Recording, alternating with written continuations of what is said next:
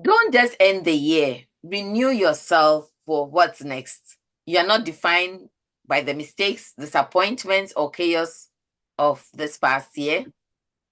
2025, I'm talking about. Today, we are going to talk about emotional resilience, bouncing back for a strong new year.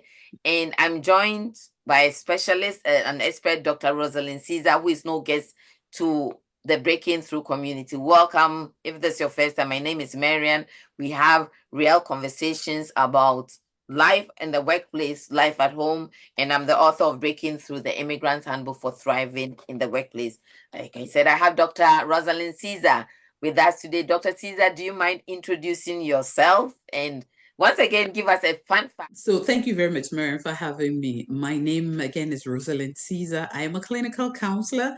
I have a private practice at Home Care Counseling, and I'm also executive director at Lighthouse Youth and Family Services. Fun fact about me, I am one of those kids growing up who always had her head in a book because I was always reading a storybook. No wonder you are a doctor. Welcome, Dr. Ceaser. Well. Thank you for working with us throughout the month on mental health, keeping our sanity. Today, we are just reflecting on this past year, a year that will be coming to a close. And as people reflect, as our members of our Breaking Through community reflect, how can we all use challenges as fuel for growth instead of feeling overwhelmed and defeated and just thinking of what next? Okay. So challenges can come in any form. And when you take a year, some people may have had a good year. Um, some people may have had a horrible year, and horrible year can take the form of anything. It can be in the form of a loss of a person, loss of a job, because this year has been really hard for the job markets, for federal employees in particular, for private sectors that have been impacted by the changes in the federal government employee job situation, etc. So there are many kinds of challenges that we come across in the course of the year. Even when you have had a good year, you can have sports. Yeah. And depending on the nature of the challenge or the nature of the thing that happens to you, it can have major impact or it can be just a blink on your screen and then you move on. Now, when we are talking about resilience, however, we're typically talking about a difficult condition, something that's really stretching your resources. And resilience basically means either the ability to withstand a different condition, a difficult condition, or to recover from a difficult condition. Say that So, again. Say that again. okay, so resilience is Yeah. the ability to either withstand a difficult condition so that a difficult thing happens but it doesn't take you apart. Or even if it happens and it takes you apart, you're able to put yourself together quickly and continue. Good. And and so when we talk about resilience, it's about being able to take a situation that is challenging, like you said, you've had all these challenges and cope with it in a way that at the end of that situation, you are where, at least you are where you used to be, or you're even better. Yes. And ideally, we want to be better coming out of a challenging situation because if we remain where we are, then we have not really gained anything from the experience. And what we want to do is learn from the experiences. Okay. So think about it that way now. So I want you to get the image of a tree that is being blown by a strong wind because that's really what these difficult conditions are. They're trying to knock us off onto the ground. Okay, and if I was talking to a colleague just last week, and they were actually it's this weekend. They were joking that they had a sign in the office that said, "Blessed are the flexible, for they shall not break." Okay, blessed are the flexible, for they shall not break. And that is what we want. Resilience is the ability to bend with the wind, so that when the wind passes, you bounce right back. Yes. So when you see grass, when there's a storm, you will see they all lie on the ground, and the next day you come back and the grass is back up. Okay. That's what we want to be, the ability to be flexible and not break. And what does flexibility mean? Mm. Again, depending on the situation, flexibility is the ability to take, in this context, is the ability to take what is coming to you, Mhm. okay, and see it as an opportunity. How we see an event sometimes is more important than the event itself. Mhm. Yes. If something happens and I say, oh, okay, Marian is really bothering me. I think she wants to know whether I'm good at this thing. Then what it's going to do is it's going to make me really show you how good I am and bring that out of me. But if I think Marian is really bothering me, she doesn't want to be my friend anymore. That's why she's treating me that way. Then I'm going to be sad. I'm going to withdraw. That's not really helpful to me. The event is the same. Marian is bothering me. But depending on how I think about it, I can have totally different responses that have totally different outcomes. So, talking about habits that can help us to be resilient, we need to learn how to reframe our situation so that every challenge is not a negative thing. We don't see challenges as negatives, we see challenges as opportunities. Yes. There are people who see challenges as negative. They don't want to be challenged. They want to avoid challenge. So when they are challenged, they see it as a terrible thing. That person is not going to learn anything. The person who sees a challenge and says, oh, a challenge, let me rise to the occasion, is going to see challenges as positive. So even if they try to rise and they fail, they don't see it as a negative. They see it as, oh, learning experience. This is where I got to. So it is really important for us to have the right mindset when we are facing, when we are dealing with challenges, where we don't see challenges as negatives, but we see them as opportunities. So that's one habit. And that is something we can do in our daily lives in very simple ways. Just how we frame the difficulties that we run across. Okay. Okay. Now, now, the other thing, something that, so what helps people to be resilient?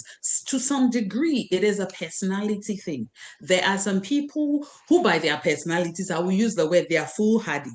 They don't know when to stop. They will try anything. And if you try things long enough, you're going to be successful at some things. Yes. There are other people who are more cautious. They don't try anything. So they don't know what they can or cannot do. And the reason this is important is because people who are resilient tend to be have self-efficacy. They believe in their ability to do what needs to be done. They've never done it before. They've never seen anybody do it before, but they believe that if a human being does it, I can also do it. I'll figure out how to do it. That's self efficacy. They believe that whatever it takes, they'll figure out how to do it. The more people do things, the more different things people are good at, the better their self-efficacy, because self-efficacy tends to be in specific areas. So somebody may think, may be very, and in a sense, another simple term is confident. They're very confident that they are good cooks. They're very confident that they're good painters. They're very confident that they can fix cars. Okay. Now, if you have never done anything before, then you will not have any confidence about anything. But if you have done a lot of different things, then you are more likely to have confidence that you'll be able to do the things that happen. Because because you can think back and say, I didn't know how to paint, and then I went to learn how to paint, and now I can paint. Okay, so now I don't know how to weave baskets, and they're saying I need to weave baskets. I'm going to learn it. I'll be able to do it. If you've never learned to do anything, you are not going to have that confidence. So resilience needs our self-efficacy. We need to believe that I can handle this situation. I will be able to handle it, whatever it takes. Now, so it is I can handle it. The other piece is that sometimes for people who are people of faith, they believe that God can help them. So they recognize that I can't do it, but they do believe that God can help them. And because God can help them and God will provide the resources they need, they are willing to take a step and act. Okay. So that's another factor in resilience, that people will hang in there in a certain sense because they're waiting for God to come through. And because they hang in there long enough, they are able to get through the situation. Because what happens is that a lot of times when we are going through difficult situations, as a counselor, what I see is it is not necessarily even the situation. It is because people don't regulate their emotions well, and so they end up making bad decisions that make things worse. But if we can regulate our emotions well in a difficult situation, then it is much easier to actually think through the problem, do good problem solving, and come out with a solution that will work better for us in the long run. Otherwise, we make decisions that are good in the short term because they give us emotional relief, but in the long term, they become problematic. So when we are talking about resilience, we're talking about some of these these are more not so much habits as life skills that we need, the ability to regulate our emotions, the ability to problem solve, the ability to make decisions, to look at the situation and prioritize what needs to be done first, and do those things in that order of priority. What is important to do right now? So to give an example, let's say somebody's spouse dies and the spouse was the primary breadwinner for the family. That's a major challenge. Okay. In that moment, that person needs to be able to contain their grief and think, what are the things? Okay, so my spouse has died. We have bills to be paid. We cannot let the bills default because then they will tack interest on them. So they need to be able to manage their emotions. They need to be able to prioritize what things need to be taken care of, and they need to problem solve. Okay, if I don't have access to my spouse's bank account, what do I need to do right now? And if a person is able to do these things, you will find that they will come out of that situation. It will be difficult, it will be challenging, but in a certain sense, the damage that will be done will be a whole lot less than somebody who falls apart completely, cannot regulate. And so, because they are so sad and so distraught, they don't think about all the things that need to be taken care of. By the time they recover 1 month later, they will be owing everybody extra money in interest that they now have to figure out how to pay. Okay. So those are some of the things that go into resilience. It's a little more difficult. It's not as simple and straightforward. It is something that you build, like you said, you build over time. Yes. Just because of your life experiences. Yes. Okay. Yes. But I did hear you definitely defined for us what resilience is: ability to either withstand a difficult situation or the ability to recover from, right? And then I like the tree analogy you gave us. Blessed are the flexible, for they shall not break. And then this point about reframing challenges, there's this thing that says that challenge and opportunities are the same coin Two on sides of different a sides. coin. Yeah. So how you reframe it, how you see it, and then if you try something long enough, you find that you'll be good at it, and the self-efficacy. But these skills, regulating your emotions, problem solving, being able to, come up with good decisions, they are skills that you need to build over time. Are there any resources off the top of your head that you can point people to? No. No. Okay.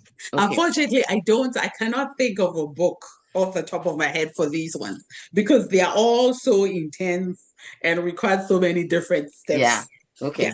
Yes. Yeah. Because they require so many different steps. Something that I think that for people going through challenges, and this one is simple enough, that is the ability to take a step back from your challenge and to recognize that it is just a small piece of your life. It can feel like it is big because sometimes if it is major, it's because it's impacting your whole entire life. But to be able to step back from that situation and take a deep breath and to recognize that, yes, it may be huge, it may be big, but it is only a part of your life. And if we can, again, look at challenges that way, it helps us to put them in perspective. It allows us to see the other things and other resources that we have that we could utilize. And those are some of the things that go for resilient people. It is not just about what they can do. They tend to be people who use their social networks. They are not embarrassed to ask for help. They're not embarrassed to make a mistake. So if you're looking for very simple things, those are the things. They're not embarrassed to ask for help. They're not embarrassed to make mistakes. They can laugh at themselves. Yes, they have a sense of humor and they can laugh at themselves. I think people who are not resilient tend to be people who want everything to, in that sense, they are not flexible. They want everything to be perfect or to be exactly the way they want it to be. And so when it is not that way, they don't know what else to do. Yes. So if you are that person naturally, something you can do is to just practice asking for help. Even in situations when you could do it yourself, ask for help so that you learn to accept that you need help, you need support, because that is an important part of being resilient, being able to use your resources and other people's resources. Yeah. Yeah. I think over the past couple of series that sessions we've had people talking about taking care of yourself. That we had Sophia Tohu talked about her book, The Game of Life, and talking about that introspection, self-validation, taking a step back, not being, the business of life. So people, we don't take time to sit back and see what's going on. What can I reframe? Like you said, how can I reframe this challenge to see the opportunities that are in there? And so I think that asking for help, being vulnerable is Mm-hmm. one sure way of overcoming whatever you're going through, not being embarrassed to make a mistake and laughing at ourselves. I wanted you to two things, and we will definitely end very soon. We talked about the year being full of challenges, not being defined by the disappointments on things that you even had. Maybe you had a great vision board and they didn't come to pass. But you also had successes. Can you talk Mm-hmm. about how success, I'm trying to reframe this question in my mind. Successes, failures, how they all shape you, help you form, develop that resiliency as we go into 2026. Okay, so successes and failures. So Yes. if I mentioned that the more things we try and the more things we get good at, the more confident we become. Okay, so our successes validate our abilities and they say Mm, that, oh, you can do this. Okay, and the more variety you have in the things in which you are successful, the more confident you feel that you can do something else. Because you've done this before, you've done this before, you've done this before. Okay, you will do this also. If all your successes are in only one area, then it is harder to recover if you need to marshal resources from another area. And so, one thing we can do for ourselves, if we want to be resilient, is to learn at every opportunity. If we have an opportunity to volunteer at something, volunteer. Go and do something you've never done before. Try it. Learn something new at every opportunity because those are the resources that you use to build your resilience. Okay. Another thing, thinking success and failure is what do we learn from our failures? Because some people only see failure as a negative and they don't get anything out of it. But even failures can be very useful. I read somewhere that is it Benjamin Franklin who developed the light bulb, said that he had learned 1,000 ways not to create the light bulb. Yes. We don't tend to think of failure that way, but failure teaches us what not to do. And so when we have challenges and we have difficulties, the question to ask ourselves is if I had a failure, where were the fault lines? Why did I fail? What made me fail? What did I do? What did I not do that resulted in the failure? Because it can teach you. something. You may find that, oh, the reason why you failed was because you really don't know how to talk to people and sell. Yes. So you can make a decision. I'm going to take a class in sales, or I am not going to be a salesperson. And I found out that I'm not good at selling things to people, but I'm good at calming people down. So I'm not going to do sales. I may go and be a counselor or a hospice worker or a social worker, something else. So even our failures teach us about ourselves, and how we handle our failures teach us about ourselves, so that we can learn and build on that. And again, resilience comes from learning. It comes from learning, and learning things that give us confidence. So if we can view our failures as learning opportunities, right there, we are being resilient. Perfect, fantastic. I want to say fantastic.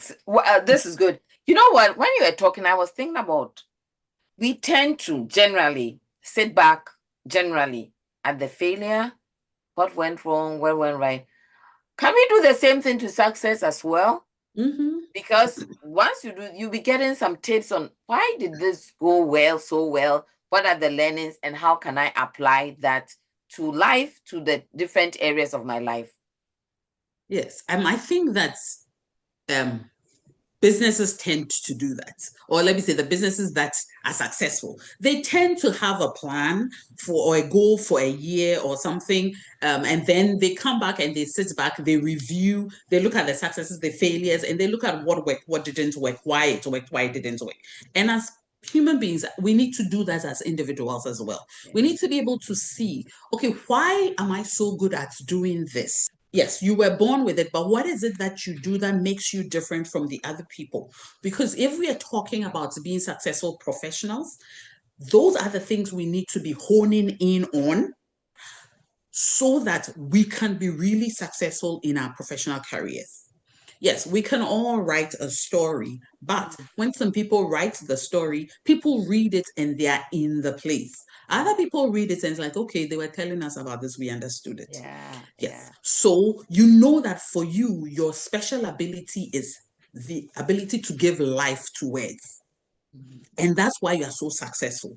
You can build on your successes that way, because now you know that I need to, if I hone this, I could become like that other person. Another thing I thought about, even thinking about resilience, was looking at what other people have done and using that as a marker. You know, there are some people who want to beat other people. That's not what I'm talking about. Somebody did it, so I'm going to do it so that I can do better. That's not it. It is supposed to be a role model. You see that somebody did it and you say to yourself, you know, I wonder if I can do that. You are challenging yourself. You're not competing with the other person. Having that attitude means that you're constantly learning, because you let other people's success motivate you. Yeah. You let your own success motivate you to go higher, and you become a better person. Yeah. And all of that helps us to recover Yeah.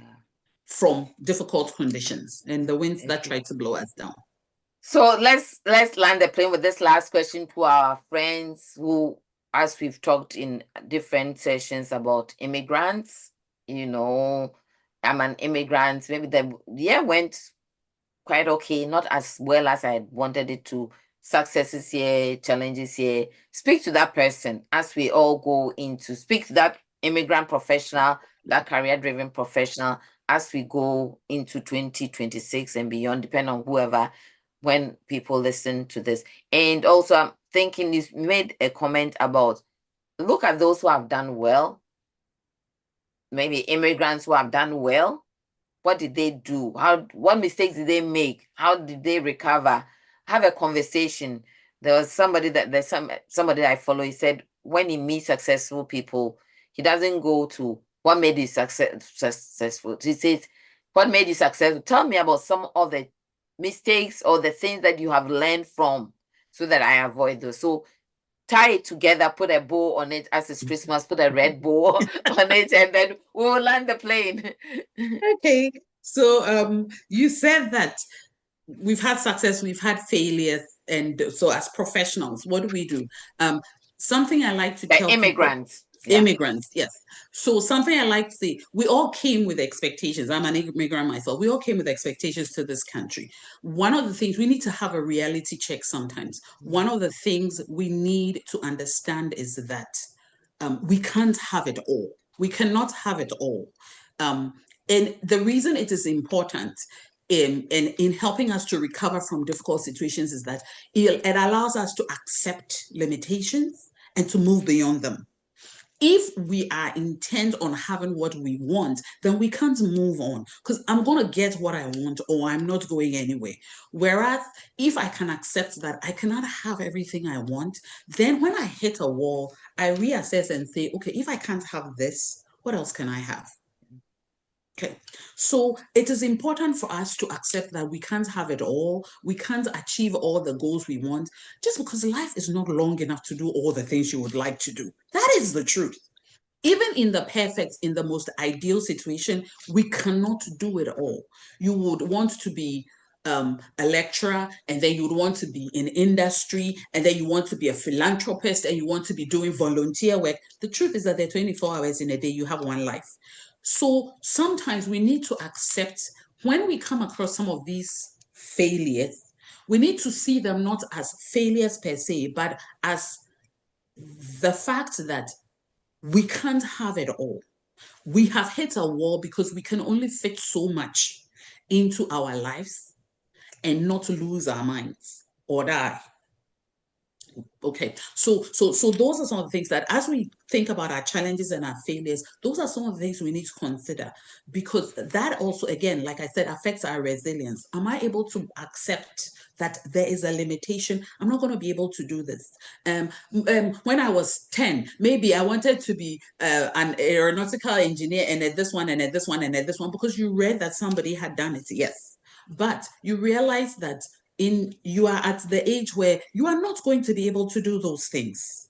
Trying to pursue them will put undue stress on yourself and ruin a couple of people's lives probably in your family. Yes, so you accept that this is it, and that being able to bounce back from that recognition, that loss of a dream, is resilience. Wonderful. Thank you so much, Dr. Ceaser. This has been an amazing, amazing, amazing session. We have learned a lot, really. If there are several things I'm taking away, take a step back, take a deep breath, look at everything that happened to you over the year. Look at your successes, look at your challenges, right? What are the lessons learned? Learn them. Take advantage of everything that you learned. He said resilience. One thing you said was resilience is about learning, comes from learning. Let's take this time to really, really self-reflect, renew, bounce back into the new year with new learnings and things that we have picked up along the way. Thank you, Dr. Ceaser, for being with us. Tell us, what are you going to do? Which of the habits are you going to practice? Is it laughing at yourself or not taking yourself too seriously, not being embarrassed to make a mistake, asking for help? What are you going to practice to build your resilience? Once again, thanks for joining us. And please subscribe if you're not subscribed. Watch our other series on maintaining your sanity, emotional intelligence, psychological safety, and of course, tell a friend who needs to hear this message. Thank you, and we will see you in our next video.